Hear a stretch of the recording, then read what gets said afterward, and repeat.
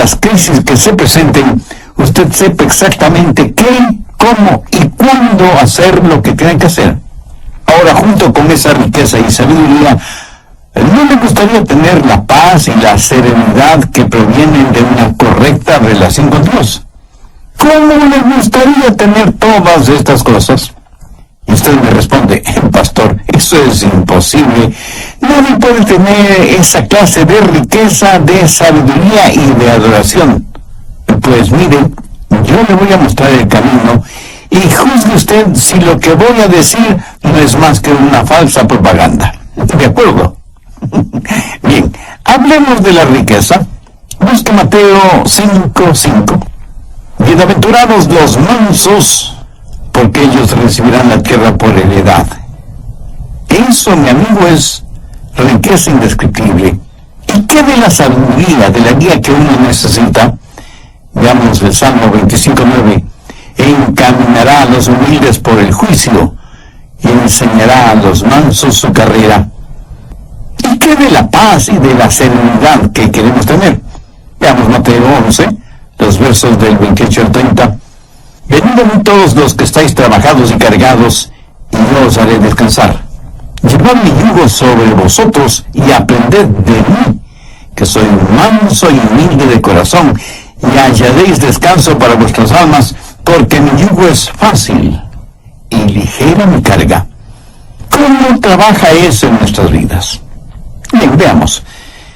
Primero, el significado de mansedumbre.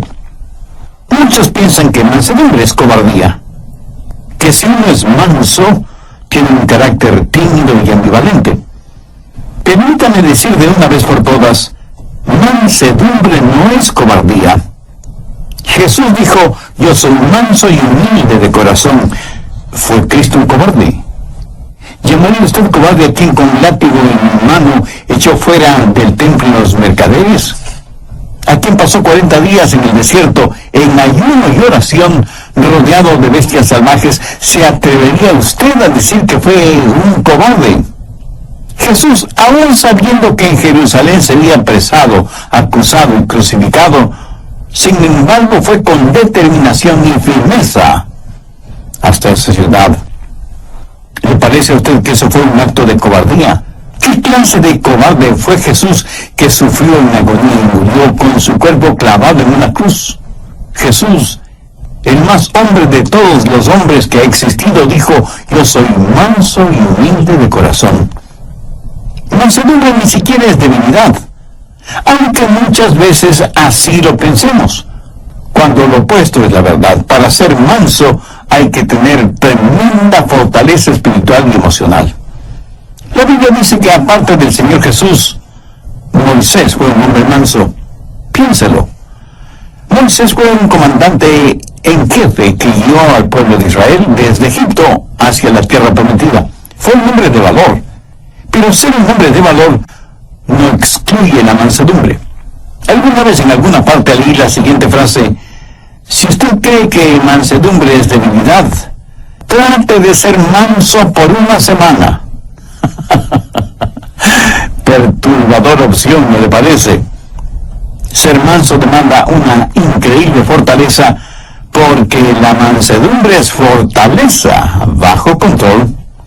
En tiempos bíblicos y aún en la actualidad, cuando alguien tenía un caballo salvaje y quería montarlo, primero tiene que domarlo hasta que se vuelva manso.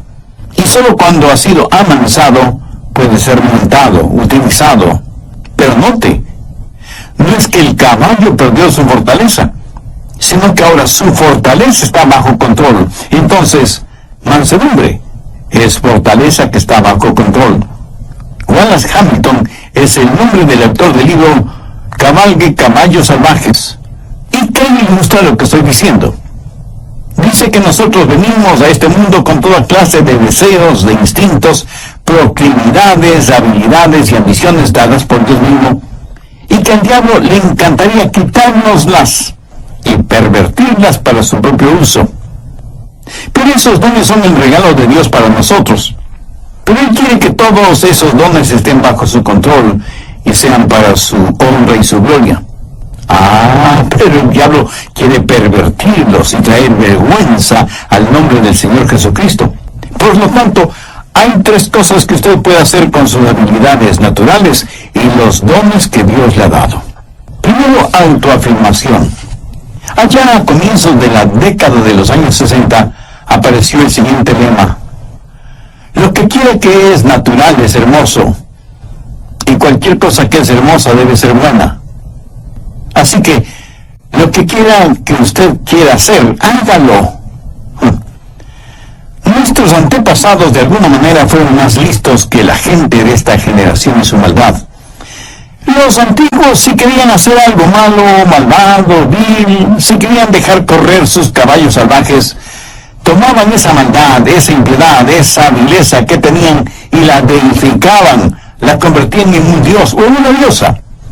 Por ejemplo, si ellos querían beber hasta emborracharse, decían: bien, legitimemos esto. Y se hicieron al dios Baco, que es el dios del vino, y le ahogaron emborrachándose. Así que fueron pervertidamente vistos. Y si querían cometer adulterio o fornicar o vivir en un lujurioso desenfreno, deificaron a Venus como la diosa de la sexualidad y la promiscuidad. Así dejaban correr sus caballos salvajes. O si tenían rencores y deseos de venganza, para justificar su deseo de guerra, de sangre y dar rienda suelta a su odio, deificaron a Marte, el dios de la guerra. No solo que se sentían muy bien dejando correr sus caballos salvajes, sino que sus desenfrenadas bajas pasiones las elevaron al nivel de virtud religiosa.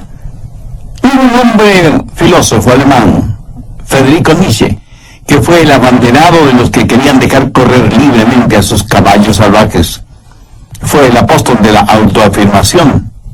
Adolfo Hitler estudió intensamente los escritos de Nietzsche. Déjeme leer una frase que Nietzsche escribió en uno de sus libros. Dice: hagan desaparecer a sus piadosos sacerdotes y su debilucho evangelio de misericordia.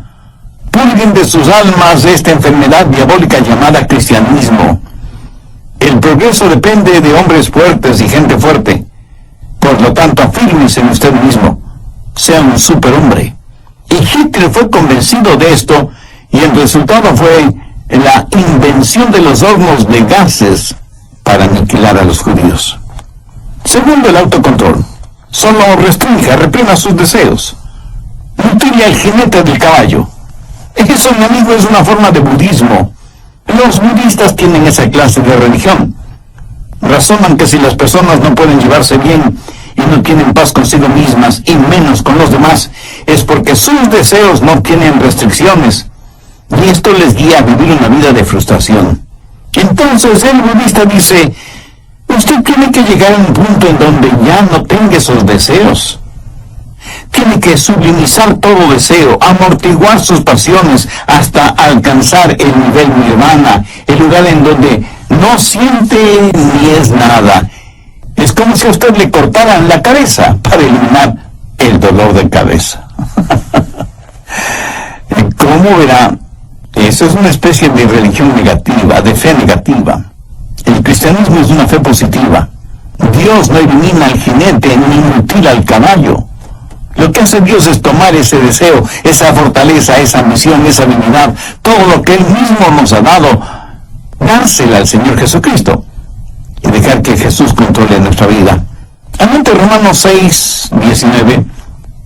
Así ahora, para santificación, presentad vuestros miembros para servir a la justicia.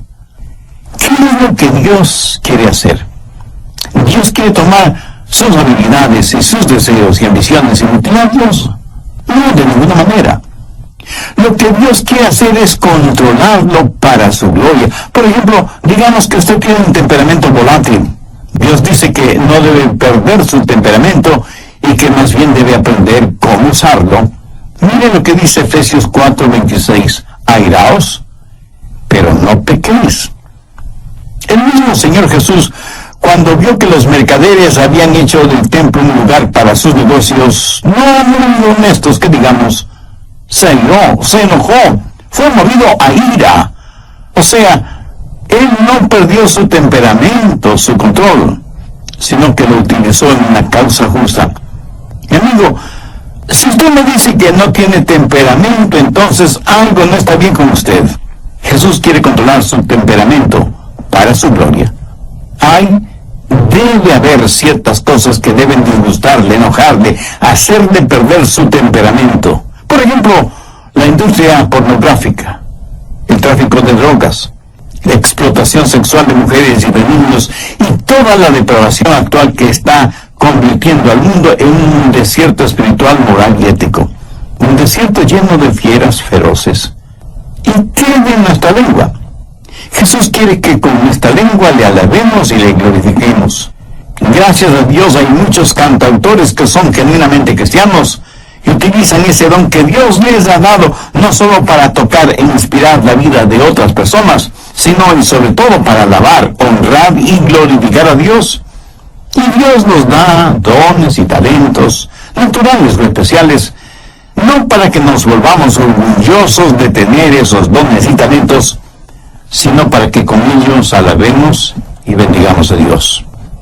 Y eso también, amigo, es fortaleza bajo control. Generalmente usamos nuestra lengua para criticar negativamente, para insultar, para vejar al prójimo, para quejarnos, para expresar nuestra ira, para vocalizar nuestro enojo. Pero cuando Dios toma el control de nuestra lengua, ¿qué es lo que sucede? Mateo 12:35 tiene la respuesta. El buen hombre del buen tesoro del corazón saca cosas buenas. ¿Tiene usted ambiciones? Y no faltará quien de inmediato me diga, pastor, ser ambicioso es malo. Y digo, ¿en dónde aprendió usted ese disparate? Si usted no tiene ambiciones, no es un ser humano. Escúcheme, una cosa es ser ambicioso y otra cosa es ser codicioso, avariento, egoísta. Su ambición no debe ser por tratar de ser el mejor, el más influyente, el más importante o el más poderoso. Su ambición debe ser la misma ambición que tuvo el apóstol Pablo, querer ser como Jesús, que Jesús viva la vida de él en la vida de Pablo. Esa es una santa, sana y noble ambición. Eso es fortaleza bajo control. ¿Cómo puede usted ser una persona mansa? Busque la epístola de Santiago, capítulo 1, desde el verso 21. Ponga mucha atención a esta porción de las Escrituras para que sepa cómo la mansedumbre puede ser parte de su vida. Por lo cual, desechando toda inmundicia y abundancia de malicia, recibid con mansedumbre la palabra implantada, la cual puede sanar vuestras almas.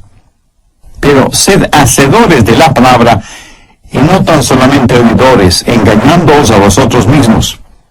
Aquí el Señor nos dice que debemos recibir con mansedumbre la palabra.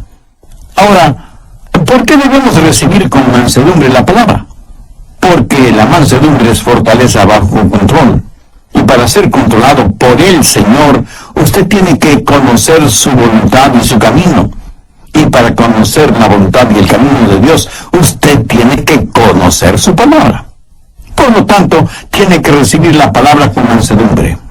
Escúcheme, ni usted ni yo sabemos ni la milésima parte de cómo guiar nuestra propia vida. Se explica ahora por qué, aún siendo creyente, fracasamos tantas y tantas veces. En una sala judicial a un hombre le preguntaron, ¿jura decir la verdad, toda la verdad y nada más que la verdad, con la ayuda de Dios? Y el hombre respondió, si yo supiera la verdad, toda la verdad y nada más que la verdad, entonces sería Dios. Ingeniosa respuesta que encierra todo el mundo de teología. Necesitamos guía. Y puedo asegurar que Dios sabe lo que nosotros no sabemos. Así que si usted es una persona llena de mansedumbre, usted tiene que poner su vida en las manos de Dios para que le guíe. Si quiere que Dios le dé bienestar económico, sabiduría y adoración profunda, entonces tiene que recibir la palabra de Dios con mansedumbre, la cual, o sea, la palabra de Dios, puede salvar su alma. De acuerdo a Santiago, 3 cosas son necesarias. Primera, debe haber un espíritu de arrepentimiento. Santiago 1:21, por lo cual desechando toda inmundicia y abundancia de malicia. Ahora, ¿qué significa esto? En el griego la palabra inmundicia significa tener el oído tapado con cera. Por lo tanto, hay que eliminar el exceso de cera en el oído. Y la aplicación espiritual es fácilmente comprensible. Pero, ¿cuál es la cera espiritual que tapa nuestros oídos? La abundancia de superficialidad. Verá, muchos de nosotros ya hemos sido salvados, pero todavía ha quedado un residuo pecaminoso en nuestras vidas. Y lo que Santiago está diciendo es, limpie sus oídos espirituales de la cera que los está tapando. Un hombre puede domar un caballo salvaje, pero Dios no hace con usted lo que el hombre hace con su caballo. Usted mismo tiene que llegar al punto cuando diga, dejo mi maldad, abandono mis inmundicias espirituales. Si usted quiere que Dios le hable, tiene que entender su palabra. Si usted quiere que la Biblia inflame su corazón y su mente, tiene que eliminar la cera espiritual que está tapando sus oídos. Y la única forma de hacer eso es por medio del arrepentimiento de sus pecados. Debe tener un espíritu de arrepentimiento. ¿Sabe qué clase de persona es la que menos entiende esto de la mansedumbre? Pues la persona que está llena de orgullo. De hecho, esa clase de persona no puede recibir nada más porque su orgullo lo llena todo, tanto su vida material como su vida espiritual. Sin embargo, la Biblia dice que debemos recibir con mansedumbre la palabra implantada, la cual puede salvar nuestras almas. ¿Y qué de usted? ¿Está haciendo la provisión adecuada para la salvación de su alma? ¿Tiene usted una relación personal con Dios por medio del Señor Jesucristo? Por favor, abra su Biblia y busque la epístola de Santiago, capítulo 1, verso 21. Recibir con mansedumbre la palabra implantada. Esta palabra recibir es una palabra interesante. Denota algo que es dado a una persona y esa persona la recibe.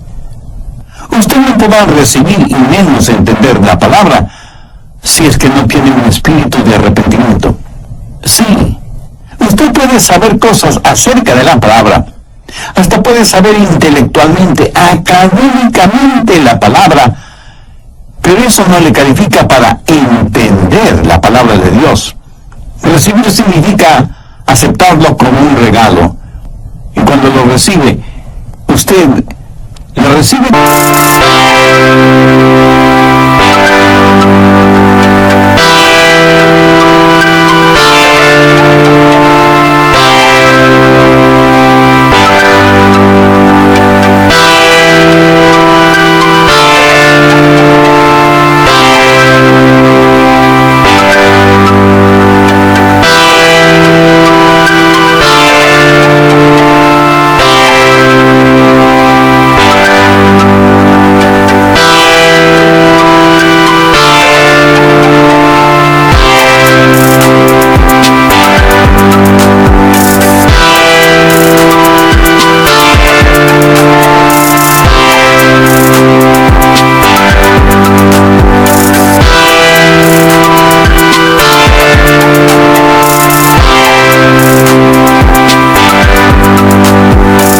Que si fuera un huésped muy especial en su vida y le dice, pasa, seas bienvenida, estamos encantados de tenerte en nuestra casa. Esa es la clase de bienvenida que nos gusta escuchar a nosotros, ¿verdad? Es la misma clase de bienvenida que le gusta escuchar al Señor Jesús, no solamente en relación con Él, sino con su palabra. Amigo, en su vida, ¿da usted esa clase de bienvenida a la palabra de Dios? Abre de par en par las puertas de su corazón y dice, Señor, recibo tu verdad. Hay muchos que van a las iglesias a escuchar el mensaje de la palabra, otros oyen mensajes radiales como este que está escuchando ahora mismo, pero lo hacen tratando de entender la palabra de Dios, pasándola por el filtro de sus mentes, y no necesariamente porque le den la bienvenida a la palabra de Dios en sus vidas. Amigo, nunca aprenderá la verdad de esa manera. Tiene que dejar su orgullo intelectual en el polvo. Humíllese. Tenga ponga su corazón en paz con Dios y hágalo con mansedumbre, con un espíritu de arrepentimiento, dejando de lado toda inmundicia y abundancia de malicia, y con un espíritu receptivo, dé la bienvenida y reciba la palabra de Dios. Segundo, debe haber un espíritu receptivo. Santiago 1:22. Pero sed hacedores de la palabra y no tan solamente oidores, engañándoos a vosotros mismos. Una vez que usted tiene la palabra de Dios en su corazón, tiene que volverse un hacedor de la palabra. O sea, vivir de acuerdo a lo que cree. Fuera de esta verdad, todo lo demás no es más que verborrea religiosa. Si usted no es hacedor de la palabra, se engaña usted mismo. Si usted solo escucha las verdades de la palabra de Dios, pero nunca las pone en práctica, usted es culpable de autodecepción y por lo tanto puede perder su alma en vez de salvarla. La Biblia dice que el hombre de doble ánimo, esto es, indeciso, es inconstante en sus caminos. Jesús dijo: cualquiera que me oye estas palabras y no las hace, le compararé a un hombre necio. Escuchar y no hacer es una verdadera locura espiritual. Las impresiones sin las expresiones dan como resultado las depresiones. Si usted solo oye la palabra de Dios y no vive de acuerdo a esas verdades, tendrá un efecto negativo en su vida. Alguien dijo que educación es el proceso mediante el cual el material en los cuadernos del profesor es transferido a los cuadernos del alumno sin que haya pasado por la cabeza de ninguno de los dos. Me temo que muchas veces esa clase de conocimiento bíblico es el que tenemos. Pero las enseñanzas bíblicas no solo que deben estar en nuestra cabeza, sino que necesitan estar en nuestro corazón para que se manifiesten en nuestra vida. ¿Para qué sirve la mansedumbre? Veamos el final del verso 21 de Santiago 1, el cual puede salvar nuestras almas. Tercero, los motivos de la mansedumbre. El querer alcanzar bienestar económico, el desear ser guiado y tener visión y liderazgo en cada crisis de la vida, esa es una buena motivación. Recordemos lo que Jesús dijo en Mateo 5:5: bienaventurados los mansos, porque ellos recibirán la tierra por heredad. Y usted me dice: pastor, en la actualidad usted no consigue mucho siendo manso. En nuestro mundo uno tiene que patear, arranchar, pelear, morder, engañar. Esa es la única forma de salir adelante. Pudiera ser. Pero quiero que recuerde que el hombre perdió su herencia por falta de mansedumbre cuando se rebeló contra Dios en el jardín del Edén.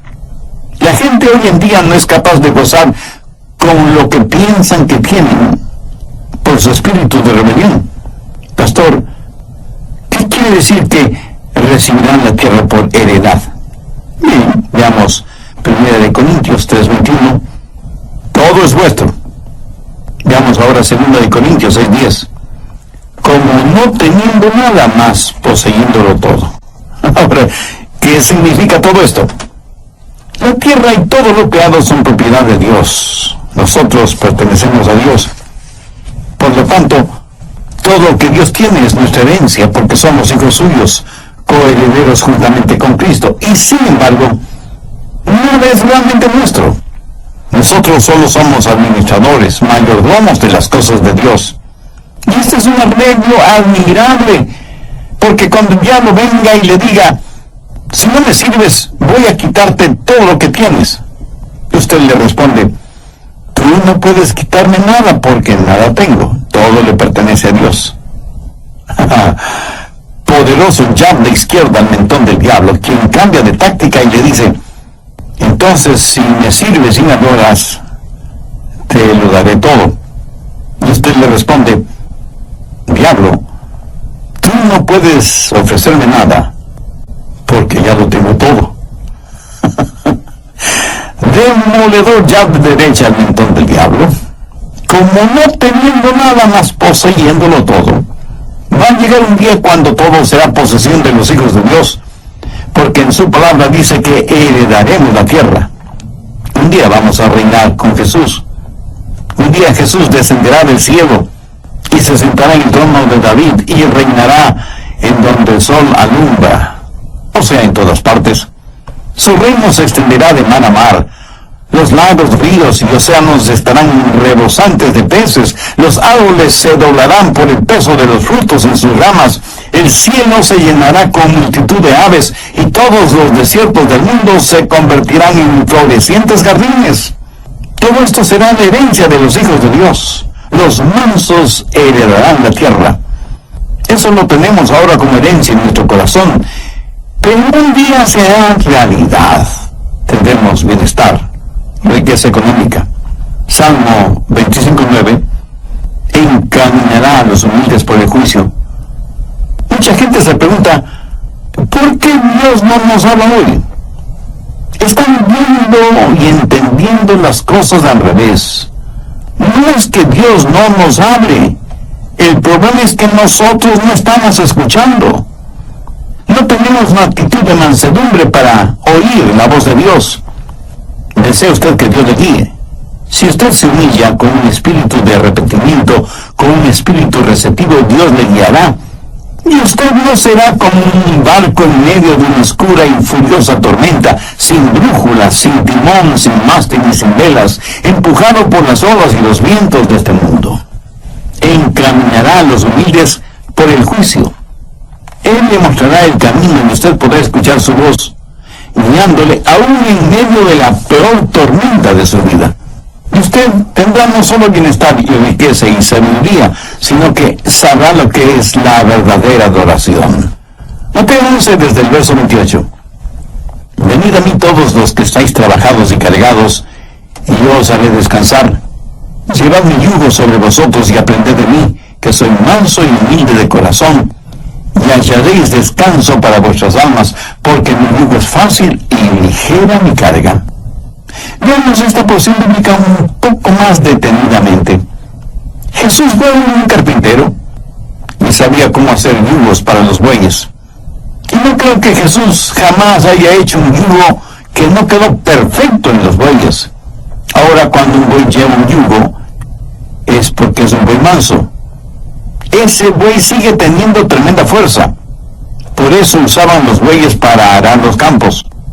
Y muchos agricultores que todavía aran a la antigua dicen que el buey más dócil tiene más fuerza que un caballo en esas labores agrícolas. El yugo en el pescuezo de los bueyes es para que ambos bueyes puedan alar el arado. Y cuando Jesús dijo, llevad mi yugo sobre vosotros, es como si estuviera diciendo, estamos en esto juntos, apóyate en mí, déjame guiarte. Quiero ser un descanso para tu alma. Esa es la clase de mansedumbre que Jesucristo quiere darle a usted. No mañana ni pasado mañana, sino hoy mismo. Quienes están escuchando este programa, y si aún no son salvos, ¿no quisieran conocer a este maravilloso Salvador, Jesucristo? ¿No quisieran que sus pecados les fueran perdonados? ¿No quisieran hacer la paz con Dios para poder experimentar la paz de inconveniente suspender la reunión de esa noche? Morehouse les dijo, no, he orado sobre este asunto y estoy convencido que Dios quiere que predique esta noche. Y yo confío totalmente en Dios. Tendremos la reunión esta noche, tal y como está programada. Esa noche la pequeña iglesita de ese pueblito minero estuvo totalmente llena. Y los que no pudieron entrar se quedaron alrededor de la iglesia y abrieron todas las puertas y ventanas para que la gente pudiera escuchar el mensaje de la palabra de Dios. Y cuando Morehouse estuvo más o menos a la mitad de su mensaje, vino Mac Miller, empujó a cuantos encontró a su paso, llegó frente al púlpito, se sentó en el suelo y le dijo, usted haga lo suyo que después yo haré lo mío. Morehouse abrió su Biblia en Juan 3:16 y predicó del amor de Dios por todos los seres humanos, de cómo Dios entregó a su amado Hijo Jesucristo para que muriera por los pecados de todos nosotros. Morehouse predicó con tal pasión y convicción que se podía sentir la presencia del Espíritu Santo en ese lugar. Luego hizo la invitación para aquellos que quisieran recibir a Cristo en su corazón. Mac Miller se puso de pie y la gente no sabía qué iba a pasar.